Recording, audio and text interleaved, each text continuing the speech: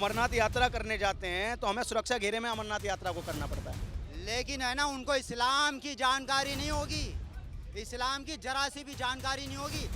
ये अभी अपने आप को मूर्ख समझ रहे हैं, इसलिए इनको समझ में नहीं आ रहा क्या है। बांग्लादेश जो है ना, इसको बर्बाद करने में वहाँ के कट्टरपंथियों ने सुपारी ले ली है। देखिए मैं बता रहा हूँ, देश में पहली बार रोहिंग्या नहीं आ रहे। तो राहुल गांधी को पता नहीं है कुछ, आउट ऑफ सेंस तो बात कर रहे हैं। मुहूर्त की बात नहीं, नमाज का वक्त बनाया गया है 5 वक्त, वो 5 वक्त ही टाइम पे ही होगा नमाज। वहाँ देखना सारी इंडस्ट्री उठ करके इंडिया में आएगी। कि जो अल्लाह को मानने से इनकार करता है वो काफिर। कौन सा ऐसा हिंदू है जो किसी के और मजहब पे जो है पत्थर मार रहा है?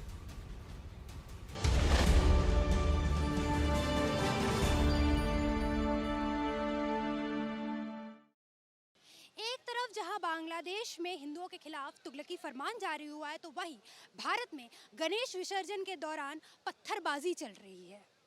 बांग्लादेश सरकार ने बोला है कि दुर्गा पूजा के दौरान या फिर किसी भी त्यौहार के दौरान वहां के हिंदू आज़ान के वक्त पूजा पाठ नहीं कर सकते, भजन कीर्तन नहीं कर सकते। और हमारे देश में देखा जा रहा है कि सूरत में, गुजरात के सूरत में गणेश विसर्जन के दौरान पत्थरबाजी हो रही है।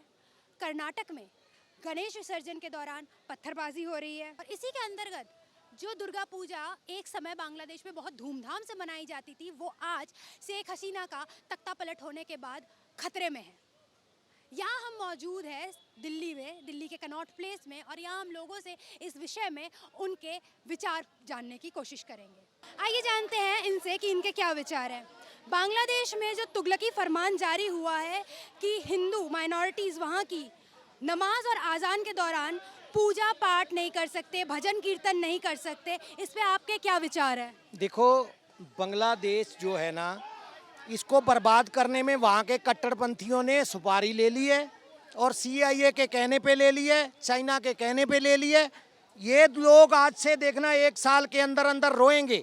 आज 1 महीने में ये स्थिति हो चुकी है वहाँ की कि जिन छात्रों ने आंदोलन शुरू किया था वो किसी और मकसद से शुरू किया था, लेकिन कट्टरपंथियों ने उस पर कब्जा करके अपने तरीके से चलाया, और अमेरिका ने अपना एक पिट्ठू बैठा दिया वहाँ पे, हिंदुओं पे हमले हुए। आज वहाँ की जो मेन जो टेक्सटाइल इंडस्ट्री है वहाँ से छोड़ करके जा रही है।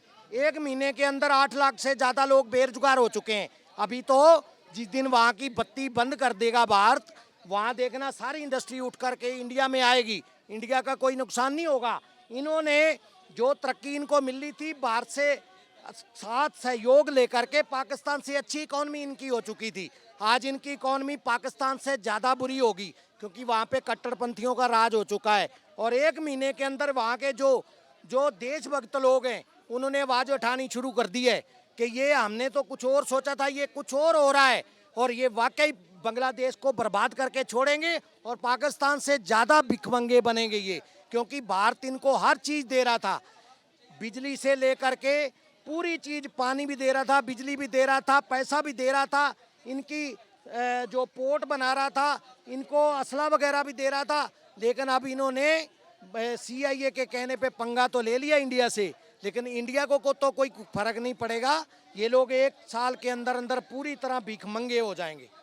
बांग्लादेश के लोग इस वक्त बैन इंडिया प्रोडक्ट्स और इंडिया के प्रोडक्ट्स के खिलाफ एक आंदोलन कर रहे हैं, इसमें आपका क्या कहना है? विनाश काले विपरीत बुद्धि। जब किसी का नाश होना होता है तो सबसे पहले उसकी परमात्मा बुद्धि हर लेता है।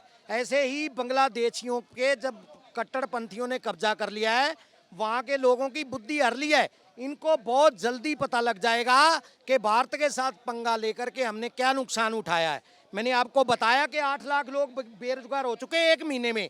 जब सारी इंडस्ट्री वहाँ से बाहर आ जाएगी, क्योंकि भारत में इंडस्ट्री क्यों आएगी, टेक्सटाइल इंडस्ट्री, क्योंकि रॉ मटेरियल 70% बाहर से जाता है। पहले कुछ मटेरियल चाइना से आता है, चाइना में आके भारत में उसको तैयार किया जाता है, फिर बांग्लादेश को दिया जाता था। जब वहाँ की इंडस्ट्री सोचेगी कि रॉ मटेरियल भी इंडिया से आ रहा है, बिजली भी इंडिया दे रहा है, तो वो उठ करके भारत में आ जाएंगे, इनके करोड़ों लोग बेरोजगार हो जाएंगे।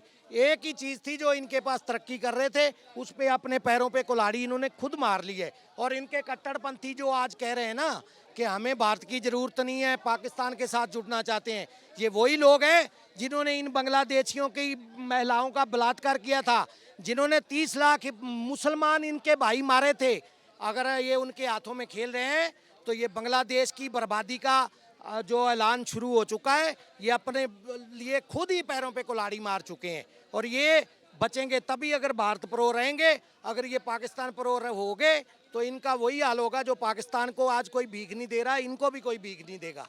भारत में माइनॉरिटीज जो है गणपति उत्सव के दौरान हंगामे कर रही है गुजरात में, कर्नाटक में, और जबकि बांग्लादेश एक ऐसा देश है जहाँ पे दुर्गा पूजा धूमधाम से मनाई जाती है। वहाँ पे ऐसा फरमान दुर्गा पूजा से ठीक पहले पहले आया है और पंडालों में ये नियम लागू होने वाला है। ऐसे में आप क्या देखते हैं, बाहर के देशों में क्या माइनॉरिटी सेफ है, भारत में माइनॉरिटीज की क्या हालत है? देखो ऐसा है, यो यहाँ पे स्लीपर सेल है।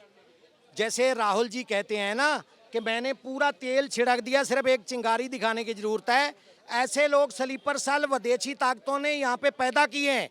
वो जो भारत की तरक्की को नहीं देखना चाहते, क्योंकि तीसरी अर्थव्यवस्था जो बनने जा रहे हैं उसमें कैसे रोड़ा अटकाया जाए, उसको कैसे रोका जाए, वो स्लीपर सेल के थ्रू ऐसे लोग जो है हमारे जो हिंदू भाइयों के जो पर्व होते हैं उन पे अगर वो पत्थर फेंकते हैं, उनका मतलब है कि वहाँ पे दंगे होंगे तो वो लोग मरेंगे तो वो भारत को बदनाम करेंगे। इसलिए जो इन्वेस्टमेंट आ रही है उसको रोकने की कोशिश करेंगे। ये एक सोची समझी विदेशी शक्तियों की चाल है। ये एक जो डीप स्टेट है ना वो नहीं चाहती, क्योंकि उनको बाहर नहीं रहा कि भारत 10 साल में इतना ऊपर कैसे उठ गया।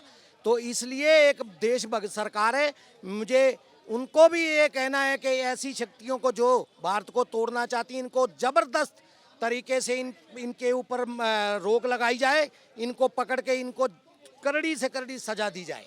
भारत की जो माइनॉरिटीज है वो सेफ है, पर दूसरे देशों में अगर देखा जाए, पाकिस्तान में, बांग्लादेश में, दूसरे देशों में, इस्लामिक स्टेटों में देखा जाए तो हिंदू वहाँ पे सेफ नहीं है।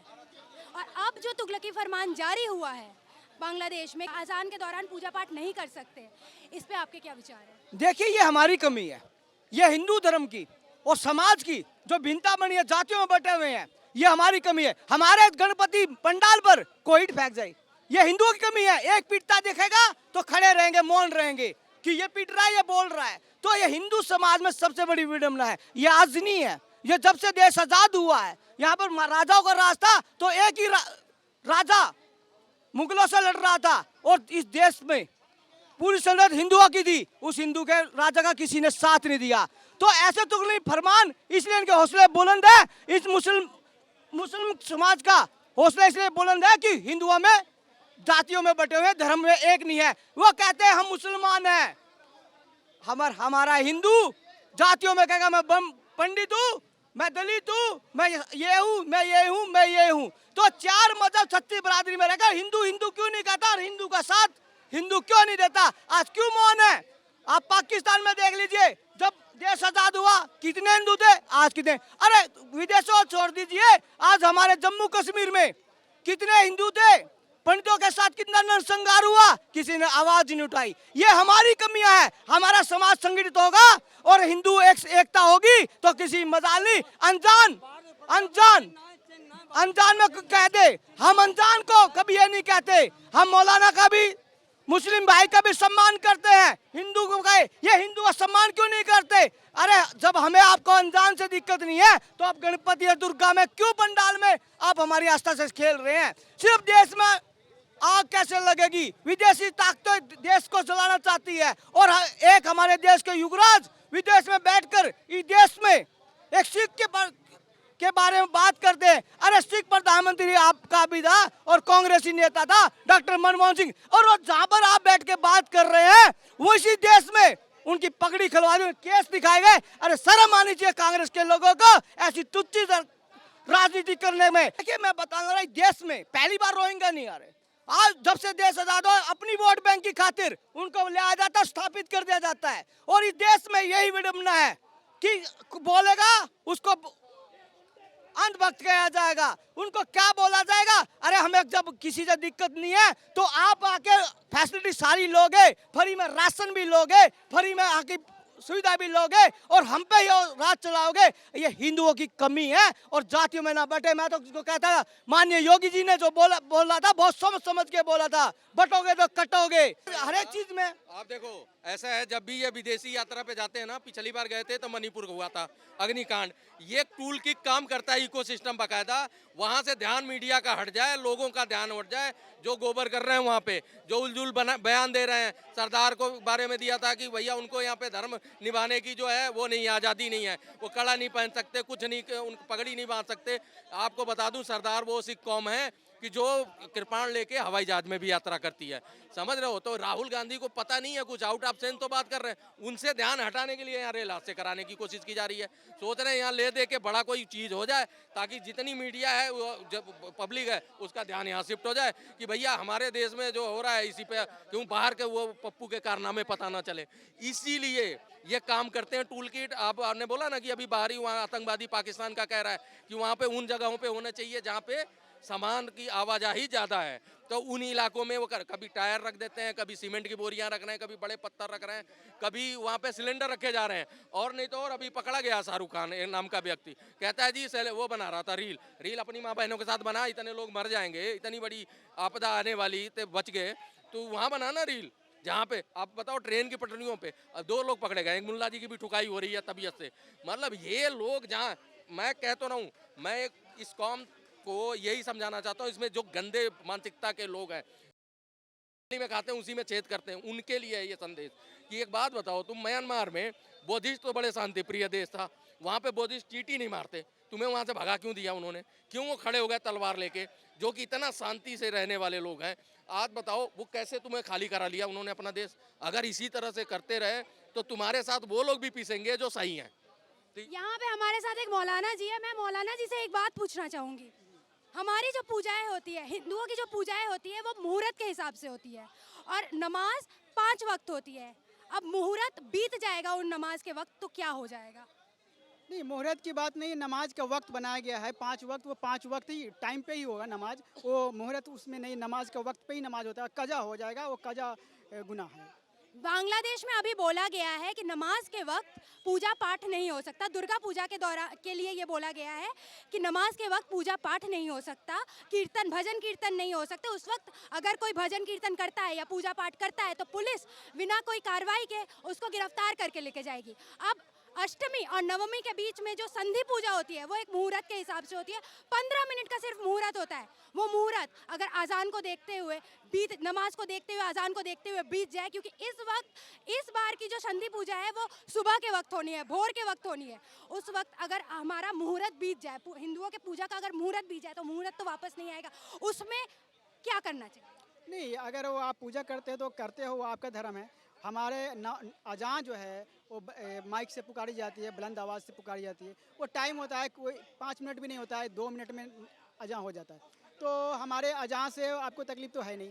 तो बांग्लादेश में आपके अजान से तकलीफ नहीं है, आपके अजान से तकलीफ नहीं है, पर हिंदुओं के पूजा पाठ से हिंदुओं के मंदिर तोड़े जा रहे हैं। मंदिरों में और पंडालों में मदरसा छात्रों को तैनात किया जा रहा है।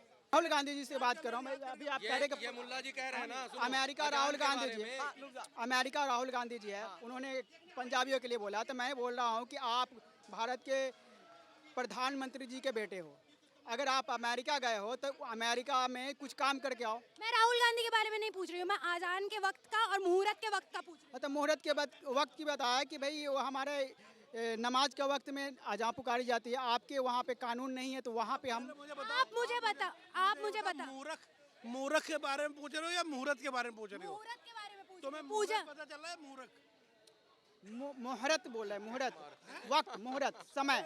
मेरी बात सुनो, इनको ये समझ में नहीं आ रहा कि मुहूर्त बोल रहे हो आप या मुहूर्त? मुहूर्त मैं समय का वक्त सुन लो आप, ये अभी अपने आप को मुहूर्त समझ रहे हैं, इसलिए इनको समझ में नहीं आ रहा क्या है।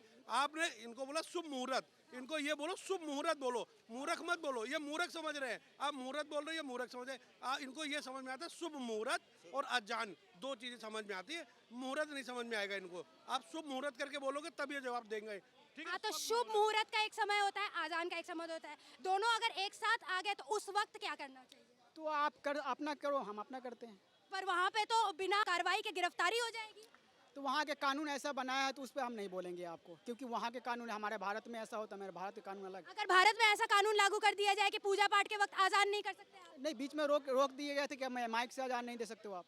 माइक से आजान रोका गया था, आजान को पूरी तरह से रोका नहीं। नहीं तो वो आप पूजा करने दो। ये कितना गलत है? मैं उनको ये कहूँगा पूजा करने दो, आपको तकलीफ है तो आप माइक को कर सकते हो, लेकिन पूजा वो अगर वो करते हैं तो कर सकते हैं, वो उनके मजहब है। लकुम दीनकुम वलिय दीन, कुरान कहता है लकुम दीनकुम, तुम अपने दिन पे रहो, मैं अपने दिन पर। आखिर में ये सवाल है। कुरान तो ये भी बोलता है कि काफिरों को मारो। नहीं, काफिर कौन है? जो मालिक होने से इनकार करता है। आपको तो काफिर बोलने से तो मुशरिक है। मैं इसी बात पे ठीक है ना, बोलना पूजा चाहूंगा कि करने इन्होंने वाले कहा ना को कि मुस्लिम तेरह दिन तेरे साथ, मेरा दिन मेरे साथ। आपने ये कहा ना कि इस्लाम ये भी कहता है ना, जब 13 दिन तेरे साथ, मेरा दिन मेरे साथ, तो फिर वही दूसरी ओर ये क्यों कह दिया जाता है? इन्हीं के इस्लाम के हिसाब से बता रहा हूँ मैं, कि जो अल्लाह को मानने से इनकार करता है वो काफिर। फिर वहीं अल्लाह को मानने तो से- मैं अपने शंकर भगवान जी को मानूंगा, जिन्होंने दुनिया बनाई, जिन्होंने ब्रह्मांड के सृष्टि के रचयिता है, मैं उनको मानूंगा। लेकिन क्या ये क्या कहते हैं, जो अल्लाह को नहीं मानेगा वो काफिर। लेकिन हमारा जो धर्म जो कहता है, क्या नाम है, वो कहता है सबका साथ, सबका विश्वास, ठीक है। सब मंदिरों से जो आवाज़ आती है ना, प्राणियों में सद्भावना हो, विश्व का कल्याण हो, क्या ऐसी आवाज़ आती है? कभी हमारे मंदिरों से ये भी आवाज़ आती है, भजन गाएं ईश्वर अल्लाह तेरो नाम। आज तक 1400 सालों के इतिहास में कभी मस्जिद से आवाज़ ये भजन, ये ही आला भजन गवा दो, कभी गाएं? लेकिन ये क्या कहते हैं कि अल्लाह के सिवा कोई इबादत के लायक नहीं है। ये भी है बात, अल्लाह के सिवा कोई पूजा के लायक नहीं है। संविधान, कौन सा संविधान, कैसा संविधान? अल्लाह के शरिया के कानून के आगे कोई संविधान नहीं है। ये ऐसी बातें पढ़ाते हैं मदरसों में छोटे छोटे बच्चों को। जब वही बच्चा जब बड़ा होता है ना, तो वो है ना बंदूक उठाता है, तलवार उठाता है, काफिरों को वो ईमान के रास्ते पे लाने के लिए। अगर ये जो मीडिया है ना, मीडिया सारे मुद्दे उठाएगा, दिखाएगा, और दुनिया भर के लोगों को, दुनिया भर के नेताओं को, दुनिया भर के नेताओं को, चाहे वो बीजेपी का हो, चाहे वो कांग्रेस का हो, पब्लिक वोटर की भी बात कर रहा हूँ, जनता की भी बात कर रहा हूँ मैं, और नेताओं की भी बात कर रहा हूँ मैं। लेकिन है ना, उनको इस्लाम की जानकारी नहीं होगी, इस्लाम की जरा सी भी जानकारी नहीं होगी। कश्मीर से जो भगाए गए थे ना, कश्मीर से जो भगाया गया था, वो बीजेपी वाला भी था, कांग्रेस वाला भी था, अमीर भी था, गरीब भी था, पढ़ा लिखा भी था और अनपढ़ भी था, सबको भगाया था। और यही हाल बांग्लादेश में भी अभी हुआ ना, सबको भगाया। अवामी लीग के पार्टी के नेता थे हिंदू, बांग्लादेश की अवामी लीग के पार्टी थे हिंदू, सबको मारा, हिंदू थे वो, सबको मारा। और अब क्या हो रहा है, रिजाइन लिया जा रहा है उनसे, रिजाइन। पढ़ाई एक ही है, दुनिया के जितने भी जो भी मुसलमान हैं वो सब एक दूसरे के टच में रहते हैं, वो भाई कहते हैं। लेकिन कुरान सबकी एक ही है, कुरान एक ही है ये, और सब वही पढ़ते हैं। सर, मैं आपसे पूछना चाहूंगी कि भारत में देख लो, माइनॉरिटी मेजॉरिटी पे हावी हो रही है। गणपति पूजा के दौरान, विसर्जन के दौरान पत्थरबाजी हो रही है, पर वही दूसरे देशों में, हमारे पड़ोसी देशों में माइनॉरिटी की हालत बद से बदतर होती जा रही है। उनके मंदिर तोड़े जा रहे हैं, उनके पूजा पाठ में विघ्न डाले जा रहे हैं। इस पे आपके क्या विचार हैं? पहले बात तो मैं आपको बता दे रहा हूँ, हमारे लोग एकत्र नहीं हैं, एक मतलब जो ताकत होती है ना, वो नहीं है, एक साथ नहीं है, एक दूसरे की खिंचाई करने में लगे रहते हैं, एक दूसरे को नीचा दिखाने में लगे रहते हैं। बीजेपी के लोग ही, जो बीजेपी के नेता हैं, वही अपने बंदों को सपोर्ट नहीं करते। दूसरे समाज से चला जाए, देखो कैसे गोद में उठा के करते, उनका हर काम करेंगे। हिंदुत्व का किसी ने काम किया है कोई भी नेता? आज इसीलिए वो योगी जी ने बोला ना, कटोगे तो बटोगे, तो तरीका यही हो गया लोगों को कटने और बटने का। तो बट रहे हैं, इसीलिए तो कट रहे हैं। आप सबका काम करके दिखाओ, एक समाज का काम क्यों होता है? सब लोग अपना काम करवा लेते हैं, सिर्फ हिंदू ही है वही अपना काम नहीं करा पाता। आज 100 हिंदू चले जाओ कहीं पर भी, सब कुछ छोड़ो, आप राष्ट्रीय कार्यालय चले जाओ, राष्ट्रीय कार्यालय में कौन सा नेता किसी हिंदू को चाय पिला देता है या बिठा के उसको खाना खिला देता है? और दूसरा समाज का बंदा अपने को रोटी खिला के भी भेजेगा दूसरे को। पर दूसरे देशों में ऐसा नहीं होता है, माइनॉरिटी है तो मार खाती है। मैं यही बोल रहा हूँ, दूसरे में हम तो हिंदुस्तान में रहे, तो हमें तो हिंदुस्तान की बात करनी है, हमें विदेश की बात नहीं करनी है। मैं बांग्लादेश की बात कर रही हूँ यहाँ पे, जहाँ पे फरमान जारी हुआ है हिंदुओं के पूजा पाठ के खिलाफ। अरे मैं कह रहा हूँ बांग्लादेश में कौन सा विदेश में था, बांग्लादेश में तो हिंदुस्तान का पड़ोसी था और हिंदुस्तान का हिस्सा था, लेकिन लोगों ने ऐसा कर दिया। मैं कह रहा हूँ अभी भी वक्त है, एक हो जाओ, एक बन के रहोगे तो भी अनेक गिनती गिनोगे, अकेले अकेले रहोगे तो कोई भी आएगा लात मारेगा, साइड हो जाओ। इसलिए मैं कहता हूँ नेताओं के चक्कर में मत पड़ो, अपनी ताकत को दिखाओ, अपने आप नेता तुम्हारे आगे पीछे डुलेगा। लेकिन अभी भी लोग कुछ समझते नहीं है। मैं फिर आपको बोल रहा हूँ, बारी बारी बोल रहा हूँ, कुछ ऐसे नेता हैं जो सिर्फ अपने लिए जी रहे हैं। कोई भी गरीब आदमी है उसका भला नहीं कर सकते, किसी का इलाज कराना उसका भला नहीं कर सकते, किसी को हॉस्पिटल में दाखिल कराना उसका भला नहीं कर सकते, किसी का एडमिशन कराना उसका भला नहीं कर सकते। तो किस लिए नेता बने हो? नेता का मतलब है कि लोगों का भला करना और एक निगाह से देखना है। लेकिन नहीं, जो दूसरी कौम के लोग हैं ना, 10 लोग पहुंच जाते हैं, उसका तो काम कर देते हैं। ये अकेला बंदा जाएगा, इसका काम नहीं होगा। सच्चाई है कि नहीं है? मैं जमीन की बात बता रहा हूँ, बाकी मीडिया क्या दिखाता, मीडिया क्या करता, मुझे मतलब नहीं है। लेकिन मैं कह रहा हूँ सच जब तक के नहीं दिखेगा तब तक के लोग जागरूक नहीं होंगे। अभी भी वक्त है, सच दिखाओ, हिंदुत्व को इकट्ठा करो, हिंदुत्व को मजबूत करो, उनको सपोर्ट करो, उनके काम आओ। बस, धन्यवाद। मैं यहाँ इनसे पूछना चाहूँगी, आपसे मैं पूछना चाहूँगी, ये जो हमारे शुभ मुहूर्त में बांग्लादेश एक भारत के बाद एक ऐसा देश है जहाँ पे दुर्गा पूजा धूमधाम से मनाई जाती है। जब शेख हसीना की सरकार थी तब वो बांग्लादेश में भी दुर्गा पूजा एक अभिन्न त्यौहार की तरह मनाई जाती थी, पर आज जो फरमान जारी हुआ है, शुभ मुहूर्त पे विघ्न पड़ रहा है, उस पर आपके क्या विचार? देखो, जब ऐसी चीज़ें निकल के आती हैं, चाहे वो हमारे देश में हो चाहे बाहर के देश में हो, तो एक ही बात याद आती है जो कि माननीय योगी आदित्यनाथ जी ने कही थी कि बटोगे तो कटोगे। तो ये बात यहाँ बिल्कुल ठीक बैठती है। ये वही चीज़ है कि हमारे यहाँ जनसंख्या हमारे लोगों को ज़्यादा, उसके बाद भी अजीब विडम्बना है कि हम अमरनाथ यात्रा करने जाते हैं तो हमें सुरक्षा घेरे में अमरनाथ यात्रा को करना पड़ता है, लेकिन जब वो हज यात्रा करने जाते हैं तो उन्हें इतनी तकलीफों का सामना नहीं करना पड़ता। हमें ये डर रहता है कहीं इधर से कोई गोला बारूद ना आ जाए या इधर से कोई गोली ना आ जाए। ये हमारा दुर्भाग्य है। हम कहते हैं कि हिंदुओं का देश हिंदुस्तान है। आपको क्या लगता है, हिंदू सेक्युलरिटी के नाम पे बट जाते हैं पर दूसरा धर्म जो है, इस्लामिक धर्म जो है, एकजुट रहता है, ये कितने हद तक सही है?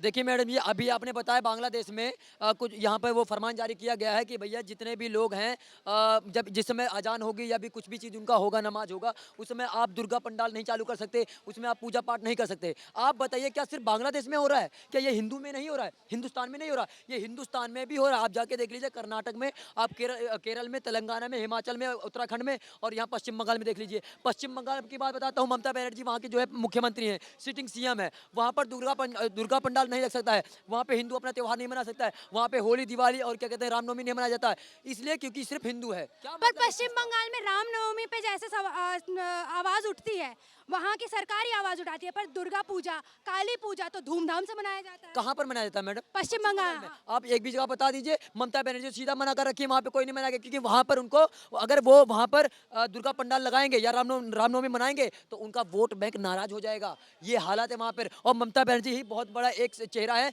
जो रोहिंग्या को और जो बांग्लादेश को घुसाने का काम कर रही है, क्योंकि वहीं से उनका वोट आता है। मैम, ये अंदर की बात है। और दूसरी बात है, ये सिर्फ भारत में भी हो रहा है कि आप जो है कुछ ऐसी जगह है, अभी देखिए यहाँ पर गणेश चतुर्थी पे भी उनका क्या कहते हैं, गणेश जी की मूर्ति पे जो है पत्थर मारा गया है। आप बताइए कौन सा ऐसा हिंदू है जो किसी के और मजहब पे जो है पत्थर मार रहा है? आप बताइए, कोई नहीं है ऐसा। लेकिन सिर्फ हिंदुओं को टारगेट करना है, क्योंकि हिंदू को सबको पता है कि सनातन धर्म सबसे बड़ा अजर अमर है, सबसे पुरातन है और सबसे पहला धर्म है इस देश का। पूरे विश्व में उसका डंका बजता है, क्योंकि हमारे देश में ये बोला जाता है कि वासुदेव कुटुंबकम, मतलब ये है कि पूरा विश्व हमारा परिवार है, और उसी को पत्थर मारा जाता है, जबकि हिंदू सभी के मजहब का जो है सम्मान करता है। पूछना चाहूंगी, बांग्लादेश में फरमान जारी हुआ है, धार्मिक आस्था दो धर्मों की, क्या इसके बीच में टकराव होना चाहिए? क्या हमारा शुभ मुहूर्त और उनके आजान के वक्त में टकराव होना चाहिए? देखो, अजान जो कहते हैं कि 5 टाइम का जो अजान होता है, अगर वो अजान करे तो प्रॉब्लम नहीं है, हिंदुओं को प्रॉब्लम नहीं है। पूरे भारत में 5 टाइम नमाज होता है, लाउड स्पीकर इतने बड़े बड़े होते हैं, किसी हिंदू को परेशानी नहीं है। अगर वहाँ बांग्लादेश में अगर नवमी के दिन अगर वो रैली निकलता है, सुबह 4 बजे हमारा जो पूजा होता है, वो तो स्पीकर से नहीं, हाँ आप ये कह सकते हो स्पीकर अनाउंसमेंट ना करो, स्पीकर मत बजाओ। आप डायरेक्ट मना कर रहे हो क्या भाई, जब हमारी नमाज होगा उस टाइम आपको कोई भी रैली या कोई भी ऐसी चीज़, आपकी मूर्ति पूजन वगैरह कोई नहीं कर सकते। आप पूजा पाठ नहीं कर सकते दुर्गा पूजा के वक्त? भाई कैसी मानसिकता है आप? मतलब आपने जो है पूरे बांग्लादेश को ऐसा आतंकवादी या फिर ऐसा इस्लामिक स्टेट बनाने को सोच रहे हो आप, बन चुका है, वो सोच नहीं रहा, बन चुका है। मैं उन सभी मुसलमान भाई से कहना चाहता हूँ कि आपने बांग्लादेश का स्टोरी नहीं देखा, आपने बांग्लादेश में जो भी हिंदुओं के साथ अत्याचार हो रहा है, किसी भी एक मुसलमान संगठन पूरे भारत में क्या वो हिंदुओं के लिए खड़ा हुआ है? आपने देखा लोगों के बीच कितना आक्रोश है। आपने सुना लोग ये कहना चाहते हैं कि हिंदुओं को कभी बंटना नहीं चाहिए। जिस तर्ज पर योगी आदित्यनाथ ने कहा था कि बटोगे तो कटोगे, उसी तर्ज पर आज यहाँ के लोगों का कहना है कि हिंदुओं को एकजुट होना चाहिए और बांग्लादेश जैसे देश को, देश के हिंदुओं को हमारे देश की सरकार की तरफ से प्रोटेक्शन और सहायता मिलनी चाहिए। तो आपके इन पे क्या विचार है, कमेंट में ज़रूर बताइएगा।